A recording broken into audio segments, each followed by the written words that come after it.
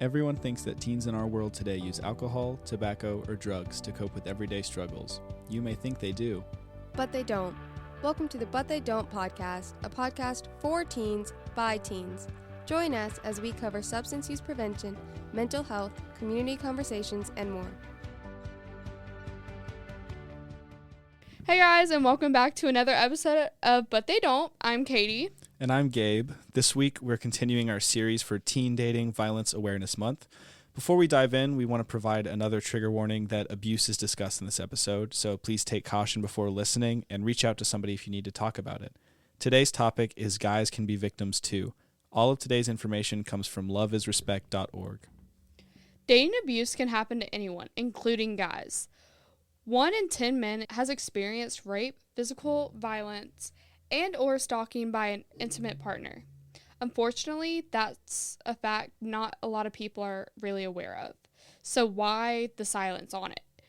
Here's a few common misconceptions and stereotypes that can make it tough for guys who are experiencing abuse. The first is the belief that guys are supposed to man up.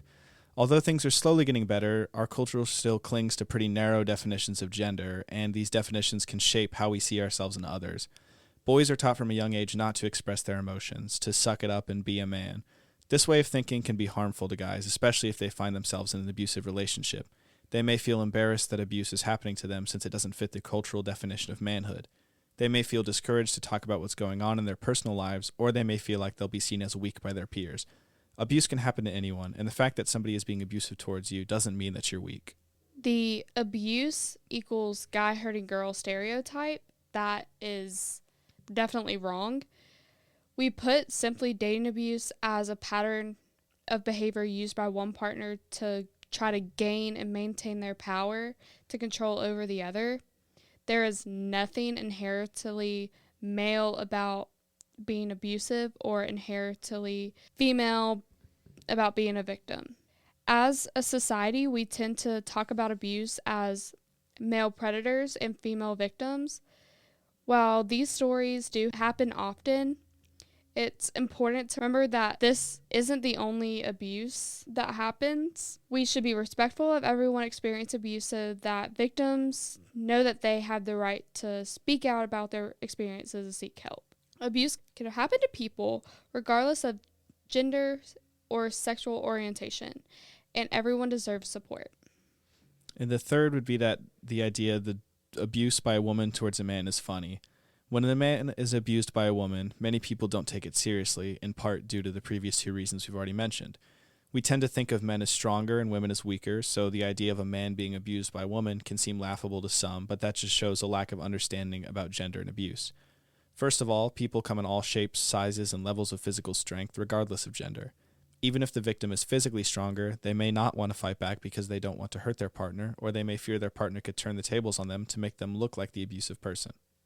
Being abusive also doesn't require being physically stronger, because abuse can take many forms unrelated to the person's physical strength, including emotional or digital abuse.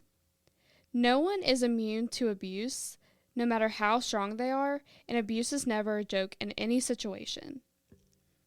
Number 4, the fear that no one is there to help the male victims. It can seem like the majority of services for dating abuse and domestic violence are women-focused. However, services for males do exist. Love is Respect advocates can provide information on local resources for men, assist with safety planning, and provide additional information or alternate options for male victims. If you are concerned that you or someone you know might be in an abusive relationship, regardless of their gender or sexual orientation, you can reach out to Love is Respect. All of the information for chatting with their 24/7 advocate hotline is available in the description of this week's episode.